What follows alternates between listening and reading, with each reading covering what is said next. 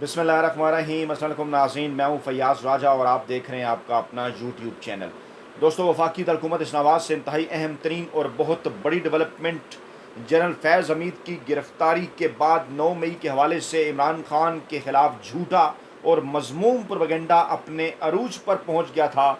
लेकिन बिलाशुबा आखिरी फ़तह हमेशा हक़ और सच की हुआ करती है और ऐसा ही हुआ।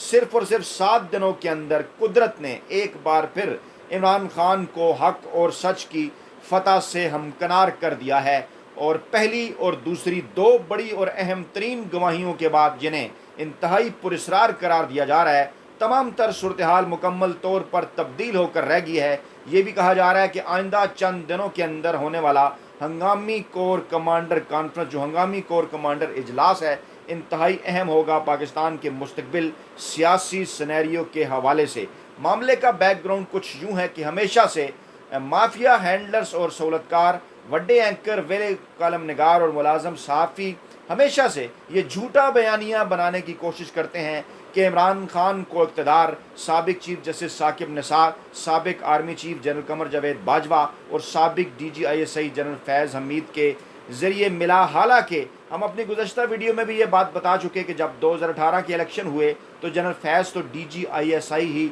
नहीं थे और जनरल बाजवा, जिनके मुतल्लिक कहा जाता है वो तो नवाज शरीफ की जानिब से लगाए गए थे। साकिब निसार साहब माजी में नवाज शरीफ के वकील रहे और जनरल बाजवा साहब ही ने जो है वो इमरान खान के दौरे हुकूमत में नवाज शरीफ को बाहर भिजवाया था। लेकिन एक बार फिर उसी प्रोपेगेंडे को दोबारा से, क्योंकि ये बयानियाँ पाकिस्तानी अवाम कबूल करने के लिए तैयार नहीं है, तमाम के तमाम इनका ये बयानिया पिट चुका। लेकिन अब अपने जो है ना मखसूस इनके ऐसे जिन्हें कहा जाना चाहिए जनाब सहाफ़ती गुमाश्ते, उनके ज़रिए इस किस्म का मज़मूम प्रोपेगेंडा ख़ास तौर पर जंग ग्रुप करता है। एक ख़बर मैं आपके सामने रखने जा रहा हूँ, ये आप तक गोश गुजार करना इसलिए ज़रूरी है कि इन तमाम तर प्रोपेगेंडों को आप समझें। जनाब जियो न्यूज़ के प्रोग्राम शाहज़ेब खानज़ादा के साथ में मुनीद फ़ारूक साहब ने लेफ्टिनेंट जनरल फैज़ हमीद साहब से मुतल्लिक कुछ इंकशाफात किए हैं। और इंकशाफात क्या हैं, जुमले का आगाज़ वो यहाँ से करते हैं। जंग ग्रुप ने यह खबर छापी कि ज़राए बताते हैं फैज़ हमीद के ख़िलाफ़ अहम चार्ज ये है कि उनकी रिटायरमेंट दिसंबर 2022 में होगी, लेकिन इसके बाद मुतअद्दिद जगहों पर और नंबर तब्दील करके बिलवास्ता या बिलावास्ता उनसे बातें मंसूब की जा रही हैं। उन्होंने मुतअद्दिद जगह कहा कि पाकिस्तानी फ़ौज की क़यादत बिल्कुल तनहा खड़ी है या आर्मी चीफ के साथ, कोर कमांडर्स आर्मी चीफ के साथ नहीं है।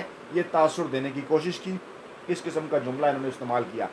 अच्छा, मई 2023 के अंदर 9 मई के वाक़यात होते हैं और डेफिनेटली एक अवामी रद्दअमल था, लेकिन उसके अंदर फिर कुछ मखसूस साजिशी अनासर किस तरह से शामिल हुए, मोब की जो नफ्सियात होती है उससे किस तरह से उन्होंने फ़ायदा उठाया, वो आपके सामने है। अच्छा, अब मामला ये है, सवाल ये उठता है कि दिसंबर 2022 में उनकी रिटायरमेंट हो गई, मई 2023 में 9 मई के वाक़यात होते हैं। आज उस मामले को भी तकरीबन 1.25 साल से ज़ायद का अरसा गुजर जाता है और मौसूफ़ हमें ये बता रहे हैं कि फैज़ हमीद साहब नंबर तब्दील करके और मुतअद्दिद जगहों पर उनसे ये बातें मंसूब की जा रही थी कि वो फ़ौज के ख़िलाफ़ बात कर रहे हैं। तो 1.25 साल का इंतज़ार क्यों किया गया, ये एक बड़ा अहम तरीन राज है। इमरान खान से इस 1.25 साल के दौरान हमारे ज़राए के मुताबिक, मज़दूर साफ़ी के ज़राए के मुताबिक, कम बेश निस्फ दर्जन बार, जिसके अंदर पाकिस्तानी इस्टेब्लिशमेंट के इंतहाई करीबी साबका ज़राए रिटायर्ड फ़ौजी अफसरान भी शामिल, इमरान खान के करीबी दोस्त भी शामिल, उनके ज़रिए इमरान खान से डील हासिल करने, इमरान खान को डील देने, इमरान खान को NRO देने, इमरान खान से NRO हासिल करने की कोशिशें की गई। लेकिन इमरान खान ने इन तमाम तर चीज़ों से इनकार कर दिया, किसी किस्म की भी डील देने से माफिया हैंडलर्स और सहूलतकारों को इनकार कर दिया, NRO से इनकार कर दिया। साइफर रजीम चेंज ऑपरेशन 9 मई के मामले के ऊपर इमरान खान डट कर खड़े हो गए।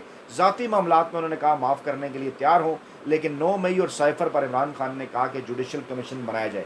अब ये वो सारा मामला चल रहा था, नहीं तो फ़ौज का जो एक अपना निज़ाम है इंटेलिजेंस का, वो तो बड़ा काबिल फ़ख्र है। और दिसंबर 2022 के बाद अगर ये चीज़ें सामने आ रही थी तो फैज़ हमीद साहब तो उसी वक्त गिरफ़्तार हो सकते थे, उनके मुतल्लिक उसी वक्त चीज़ें सामने आ सकती थी। लेकिन उस दौरान किया क्या गया, इमरान खान के ऊपर तोशा खाना 1 केस बनाया गया, मुकम्मल तौर पर फारिग हो गया ये केस, नाकामी से दो चार हुआ। इमरान खान के ख़िलाफ़ तोशा खाना 2 केस बनाया गया। कल ही उस हवाले से इस्लामाबाद हाई कोर्ट का फ़ैसला आ गया, रोक दिया गया ट्रायल कोर्ट को कि फ़िलहाल जनाब आप सब्र करें। اس کے بعد پھر سائفر کیس کا معاملہ، سپریم کورٹ کے سینئر جج اطہر اللہ کے ریمارکس آپ کو یاد ہوں گے، عمران خان کی ضمانت ہو چکی، القادر ٹرسٹ کیس کس طرح سے فارغ ہو گیا، اس کے اندر عمران خان کو جوڈیشل کر دیا گیا، یہ معاملہ بھی فارغ، عدت نکاح کیس کس طرح سے مکمل طور پر فارغ ہو گیا، 9 مئی کے حوالے سے جو پے در پے کیسز عمران خان کے اوپر منائے گئے تمام کے تمام مکمل طور پر فارغ ہو گئے۔ اور اب جو کل عمران خان نے بات کی ہے نا، یہ معاملہ بڑا امپارٹنٹ ہے، اسی لیے عمران خان یہ بات کر رہے ہیں کہ اب یہ گرفتاری بھی ہوتی ہے، اور اب جنرل فیض حمید کو وعدہ معاف گواہ بنانے کے حوالے سے باتیں بھی سامنے آتی ہیں، اور کہا جاتا ہے کہ عمران خان کا معاملہ ملٹری کورٹ لے جایا جائے گا، کیونکہ یہ جب کیس بنائے جا رہے تھے عمران خان کو دیوار سے لگانے کے لیے، تو اس دوران عمران خان سے ڈیل حاصل کرنے کی کوششیں اپنے عروج پر تھیں، جو کہ کامیابی سے امکنار نہیں ہو سکیں۔ منیب صاحب فرماتے ہیں اس میں کچھ عنصر یہ بھی نظر آ رہا ہے، یہ تاثر دیا جا رہا ہے، اس کا لینا دینا اس تمام تر بیانیے سے ہے جو عمران خان سے منسوب ہے۔ ذرا جملے سنیے گا، کچھ سمجھ آپ کو نہیں آئے گی، میں اب اس کو ایکسپلین کرنے کی کوشش کرتا ہوں۔ جو جنگ گروپ نے رپورٹ کی ہے، منیب فاروق صاحب کہنا کیا چاہ رہے ہیں، کہتے ہیں جناب جو عمران خان سے منسوب ہے یہ کتنا درست ہے یا غلط ہے، یہ وقت ہی بتائے گا، صاحب چھپتے بھی نہیں، سامنے آتے بھی نہیں۔ فیض عبید نے ریٹائرمنٹ کے بعد اپنی فوج کے سربراہ کے خلاف یہ سب کچھ کرنے کی کوشش کی، انہوں نے بہت سے لوگوں کو بہت سی کنورسیشن اور یہ بات بہت سی جگہوں پر کہتے نظر آئے۔ اچھا، عمران خان کے تو تمام تر بیانات آن دی ریکارڈ موجود ہیں، عمران خان جو ہے وہ تو کھل کر بات کرتے رہے تمام تر معاملات کے حوالے سے بھی۔ چند دن پہلے انہوں نے کہا کہ وہ فوج کے اوپر کوئی بات نہیں کر رہے، عمران خان تو شخصیات کے حوالے سے بات کر رہے تھے، اور پہلے بھی جب عمران خان کے اوپر قاتلانہ حملہ ہوا تو عمران خان نے کچھ شخصیات کا نام لیا۔ اچھا، موصوف کہتے ہیں کسی نے یہ بھی کہا کہ حالیہ دنوں میں عمران خان سے بھی یہ ایک ایسا بیان جوڑا جا رہا ہے جو شاید کسی صحافی نے رپورٹ کیا تھا، اب وہ درست ہے یا نہیں۔ یعنی انتہائی کنفیوز منیب اختر صاحب، منع کہلاتے تھے، نجم سیٹھی صاحب کے ساتھ بیٹھتے تھے، اور یہ منع پھر پاکستانی اسٹیبلشمنٹ کے قریب ہو گئے، اور الیکشن کے بعد ان کی مشہور زمانہ ایک آیا تھا، ان کا اس وقت بیان تبصرہ آیا تھا، انہوں نے کہا تھا جناب کہا جا رہا ہے وہاں سے کہ آپ الیکشن اگر جیت بھی گئے ہیں تو کیا ہوا، آپ کو کتنے ووٹ، اس قسم کی عجیب و غریب انہوں نے باتیں کی تھیں۔ اچھا، پھر وہ کہتے ہیں جو کہ شاید کسی صحافی نے رپورٹ کیا تھا وہ درست ہے یا نہیں، جس میں کہا جا رہا ہے کہ عمران خان نے کس طرح پاکستان کی آرمی چیف کو کہا کہ کس طرح آرمی چیف کو کمزور کیا جائے یا فوج پر گرفت کمزور کی جائے۔ اچھا، کوئی ثبوت نہیں، کسی قسم کی کوئی چیز نہیں، کوئی معاملہ نہیں، اسی لیے تو پسندیدہ ججوں نے آڈیو لیکس کا معاملہ بھی روک لیا ہے کہ آپ کی دوبارہ سے نئی آڈیوز نکل آئیں گی اور ٹوٹے جوڑ کر بنائی جائیں گی کہ دیکھیں جناب ایسا کہا گیا۔ وزیر اعظم یہ کہہ چکے ہیں یہ پاکستانی فوج کے خلاف سوچی سمجھی سازش اور بغاوت کی کوشش تھی، اب شہباز شریف کا حوالہ دے رہے ہیں، بھائی ان کی کون سنتا ہے، وہ اگر کہہ چکے ہیں سازش تھی تو کیا مان لیں۔ منیب فاروق صاحب پھر کہتے ہیں اگر ان تمام کڑیوں کو، کن کڑیوں کو، یہ کڑیاں آپ کو سمجھ آئی ہیں، اگر ان تمام تر کڑیوں کو ملا لیا جائے تو خبر یہ بھی ہے، وہ یہ بھی دعویٰ کر رہے ہیں فیض حمید ملٹری کی تحویل میں وہ ہمارے سامنے نہیں ہیں، لیکن ان کا دعویٰ کیا جا رہا ہے ان کا عمران خان کے ساتھ گٹھ جوڑ تھا۔ گٹھ جوڑ کیا ہوتا ہے بھائی؟ عمران خان وزیر اعظم تھے، وہ D G I S I تھے، تو گٹھ جوڑ کا کیا مطلب ہوا؟ کیا رابطے نہیں ہوتے؟ ہاں، بعد میں اگر کوئی چیز آپ اسٹیبلش کرتے ہیں تو کریں۔ عمران خان تو جیل کے اندر تھے، ٹھیک ہے، جب 9 مئی کا واقعہ ہوا اور فیض حمید صاحب تو ریٹائر ہو چکے تھے، تو پھر اس کا لنک انہوں نے کیسے بنانے کی کوشش کی کہ فیض حمید کا بشرا بی بی کے ساتھ رابطہ تھا اور وہ اپنے مخصوص صحافیوں کے ذریعے پروپیگنڈا کر رہے ہیں، آگے چل کر وہ بھی ناکام ہوگا۔ یہ تمام تر کام فوج کی انسٹالیشن پر حملے کے لیے کیا گیا، یہ سوچے سمجھے منصوبے کے تحت کیا گیا، یہ بہت تگڑی چارج شیٹ نظر آتی ہے۔ اچھا، کون سی تگڑی چارج شیٹ؟ کوئی ثبوت نہیں، ہوا کے اندر باتیں۔ اچھا، پھر کہتے ہیں سب سے زیادہ پریشان کن بات یہ ہے کہ عمران خان کا معاملہ ملٹری کورٹ میں چلا گیا، field court general marshal K ساتھ نتھی ہو گیا تو اس کی اطلاع نہیں ہوگی۔ اتنا آسان نہیں ہے بھائی جان یہ معاملہ کہ پاکستان کے سابق وزیر اعظم ہر دل عزیز پاکستانی عوام کے رہنما، آج کے مقبول ترین الیکشن جیتنے والے، ان کی اطلاع بھی نہ آئے، ان کا معاملہ ملٹری کورٹ کے اندر چلا جائے۔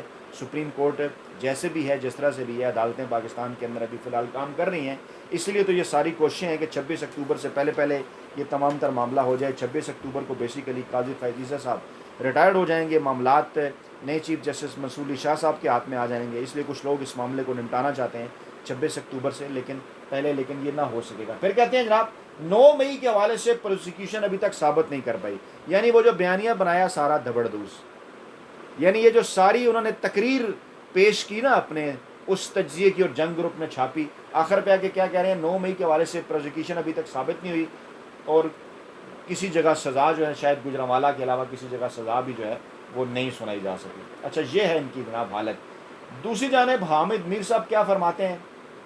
حامد میر صاحب کہتے ہیں انہیں حیرت نہیں ہوگی۔ کس بات کے اوپر جناب انہیں حیرت نہیں ہوگی؟